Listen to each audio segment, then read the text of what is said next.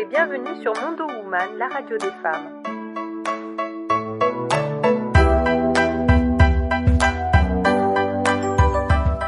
J'ai le plaisir de vous présenter notre premier épisode consacré à l'agriculture. Alors bonjour Chantal, toi je te sollicite parce que je sais que tu as un potager, que tu as la main verte et que c'est quelque chose qui te passionne. Et donc je voulais te poser des questions par rapport au compost aujourd'hui, savoir à quoi ça sert.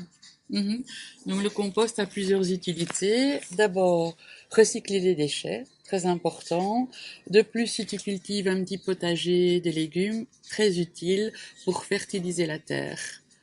Voilà, ça c'est dans un premier, c'est le plus simple, ce qu'on peut expliquer. D'accord. Et comment est-ce qu'on peut le faire? Alors, ou on achète un compost tout fait, donc qui existe ou en plastique, genre une poubelle plastique, ou en bois, ce qui est plus écologique, ou tu peux le faire simplement toi-même. Par exemple, tu peux prendre un bête grillage à poules, un petit morceau, tu fais un cercle avec, tu le fixes ensemble, et ça peut servir de compost, bêtement. Ou bien tu prends quelques petits morceaux de bois que tu trouves ou des branches que tu récupères et tu fais voilà un petit montage carré. De combien de centimètres à peu près? Il faut plus ou moins 1 mètre carré. D'accord. Donc 1 mètre sur 1 mètre sur 1 mètre sur 1 mètre. D'accord. Voilà. Ok. Peut-être là, par quoi commencer, c'est peut-être pas... Donc alors, pour commencer, pour débuter un compost, ce qu'il faut mettre au fond du compost, c'est des branchages, toujours. D'accord. Il doit se situer sur un sol pas en dur, quoi, hein, pas des briques. En contact avec la terre. En contact avec la terre. Béton. Ça peut pas être du béton. Pourquoi? Parce qu'en fait, tous les petits vers et tout vont venir par là. Vont être attirés. Et donc, tout ça. Mais avec les branchages sur la base, ça va équilibrer le compost. D'accord. Donc, ce qu'il faut bien respecter, c'est les couches successives. Donc, ce que tu peux mettre dans le compost, donc c'est tes déchets alimentaires. On va voir plus loin lesquels à mettre et lesquels ne pas mettre. Et tout ce qui est tonte de gazon. Si tu mets des tontes de gazon, par exemple, tu dois attendre qu'il a séché au soleil pendant au moins 1 semaine. D'accord. Si tu as des petits animaux, genre poules, chèvres ou n'importe quoi, leur litière, donc la paille que tu récupères, il faut d'abord la laisser sécher pendant 3 semaines à l'air libre avant de la rajouter. Si tu rajoutes les mauvaises herbes que tu arraches dans le potager, il faut aussi les laisser 1 mois à l'air libre. Pourquoi? Pour tuer la plante. Parce que si tu rajoutes ça dans le compost, ce qui va se passer, si tu le répands par la suite sur ta parcelle, ben ce sera toutes des mauvaises herbes qui vont repousser. Ah oui, bah oui. Voilà.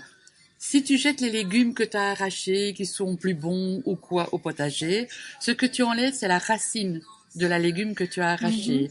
Pourquoi? Parce que sinon, tout va se ressemer.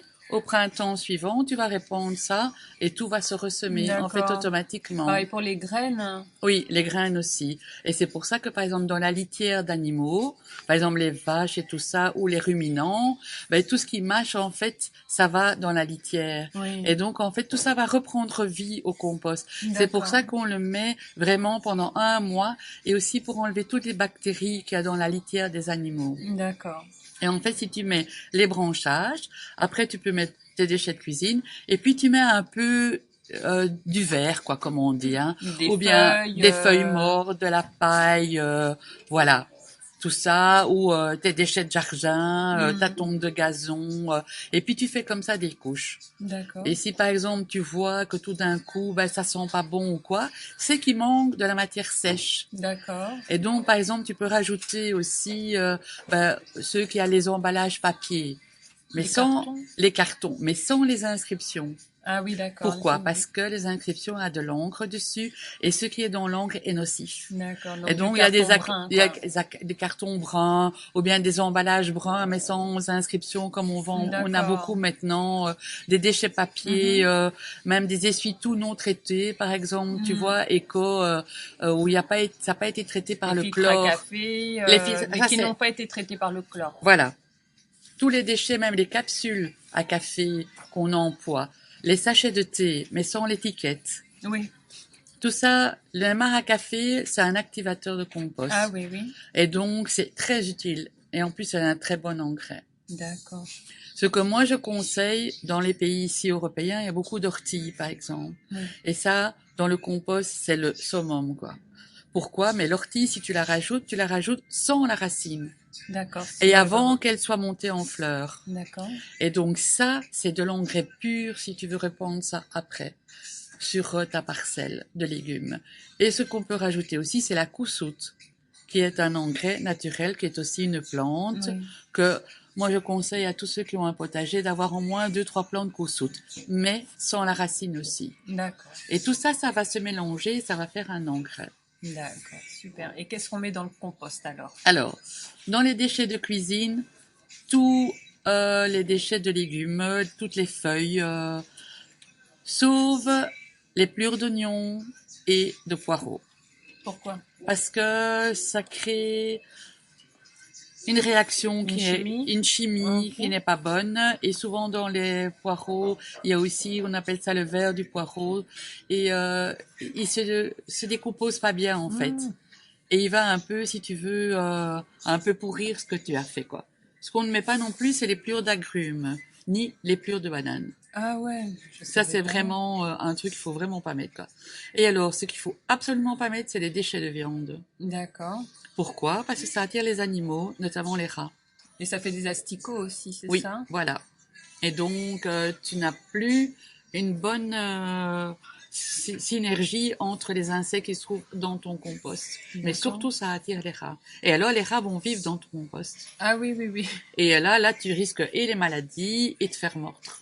D'accord. Non, vraiment pas. Et concernant les œufs? Les coquilles d'œufs bio. Bio, d'accord. Pas des œufs que tu achètes en commerce qui ne sont pas bio, parce que c'est traité. D'accord. Et donc, tu vas...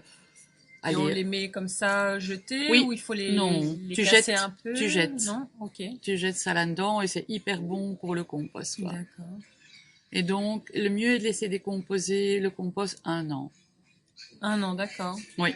Et pendant cette année-là, le retourner 2 fois.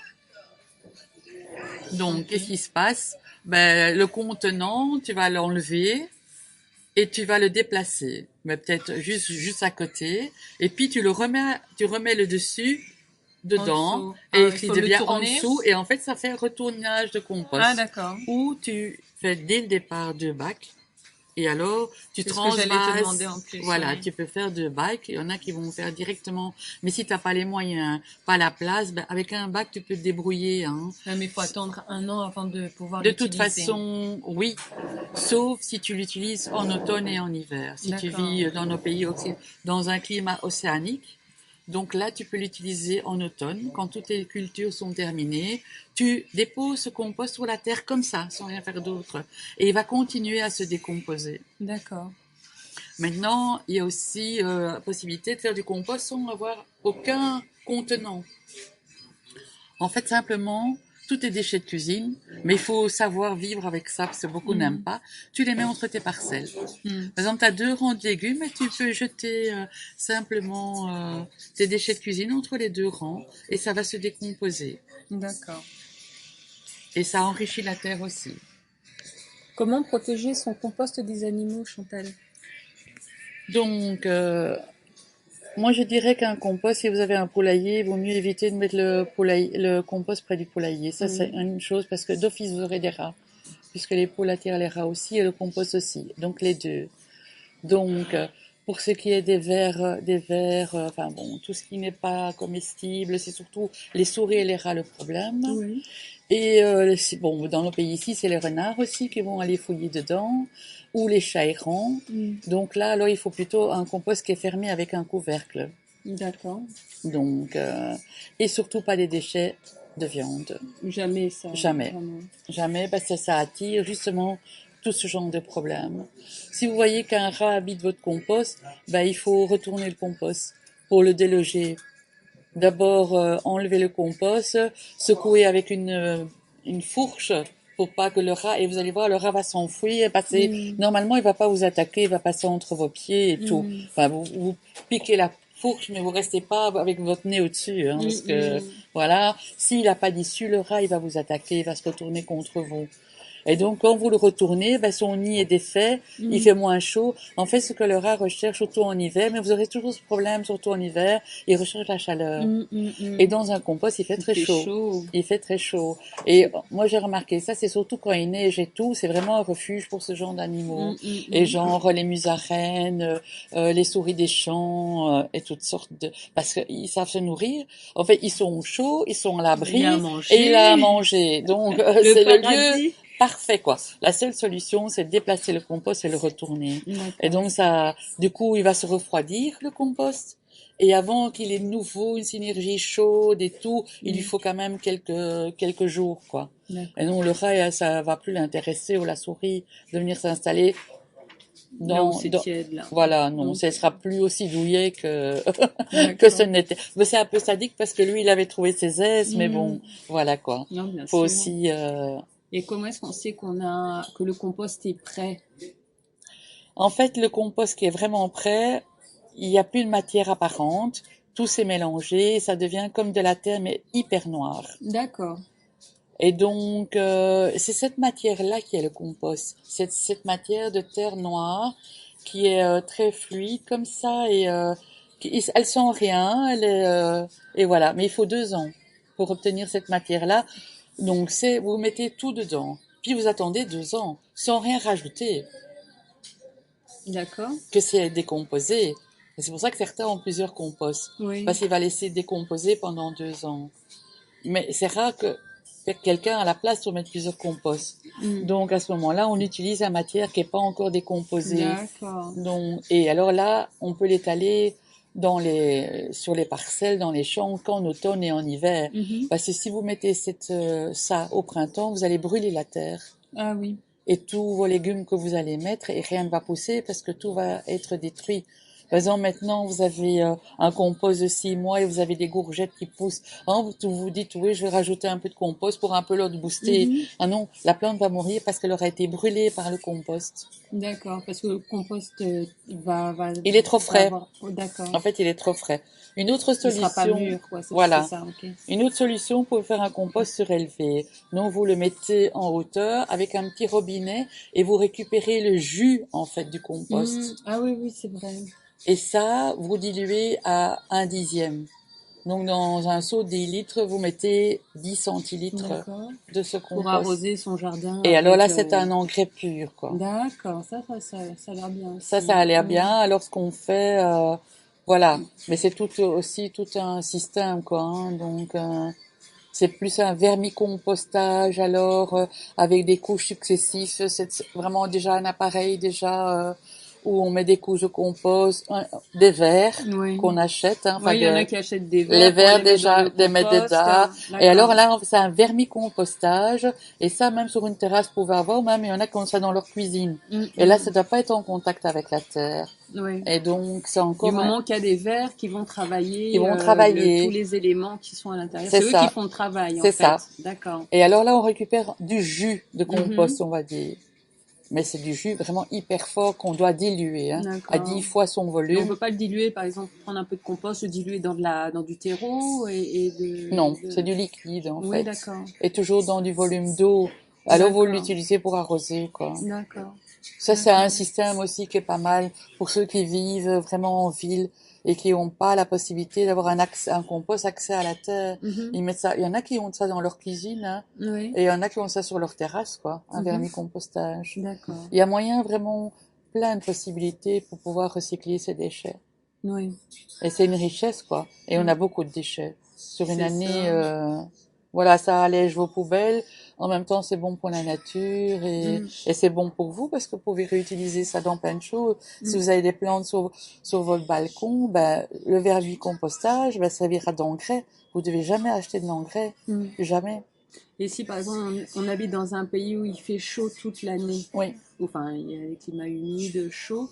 Le compost, on l'utiliserait alors à quel moment pour pas que ça brûle, justement, Alors, il devrait vraiment être décomposé. Oui. Parce qu'on n'a pas cette période des 4 saisons où la terre est au repos complète. Ou vous pouvez faire, on appelle ça mettre des parcelles en jachère. Donc, vous allez définir un morceau de parcelle que vous allez laisser reposer pendant 1 an, ce qui est très bon pour la terre. Et ça vous permettra, bon, vous dites, oui, j'ai perdu ce morceau-là pendant 1 an. Non, parce que l'année d'après, vous allez avoir le double de légumes. D'accord. Donc, si vous mettez une parcelle en jachère, là, vous pouvez mettre du compost, non, allez, à moitié mûr dessus, pendant 1 an. Vous mettez même, sans l'avoir fait mûrir, tous vos déchets et vous laissez reposer 1 an. Ah oui, ah oui, d'accord. Et donc, et puis vous faites une rotation, en fait. Avec peut-être une autre parcelle. Une autre parcelle. Okay. Souvent, ce que moi je conseille, c'est diviser son lopin de terre par 4 ou par 5. Et alors, en fait, on fait une rotation sur 4 parcelles et la 5e en jachère. D'accord. Et en fait, voilà, pour pouvoir faire une bonne rotation dans les légumes. D'accord. Et lorsqu'on en met sur le potager, et si par exemple on a un arbre fruitier, on le met à quel moment le compost Moi, je mets jamais de compost autour des arbres fruitiers parce que ça attire tous les insectes et notamment les fourmis et toutes sortes d'autres. Ça risque d'abîmer même. Et alors, ça l'arbre sera abîmé en fait. Ah oui, d'accord. Pour un verger avec des arbres fruitiers, le plus efficace c'est les poules. D'accord. Pourquoi? Parce que les poules vont manger tous les nuisibles, tous les petits vers, toutes les fourmis et avec leur déjection vont faire l'engrais. À ce moment-là, vous n'avez pas besoin de mettre de compost autour de vos arbres fruitiers. D'accord. Et je le conseille pas du tout même de le faire. Et alors, si vous avez possibilité de planter de l'ail ou même de l'ail des ours, qui est très beau dans les forêts, vous allez regarder dans une forêt comestible, dans la nature, il y a de l'ail des ours qui va pousser comme ça sauvage et tout. Et en fait, ça arrête les nuisibles aussi, en fait. D'accord. Mais dans un verger, on met ou des moutons ou des poules. D'accord. Ouais. C'est le plus efficace. D'accord. Ben, merci Chantal pour cette série consacrée au compost. On se retrouvera très bientôt. Oui, au plaisir. Pour une prochaine série. À très bientôt. Oui, au revoir.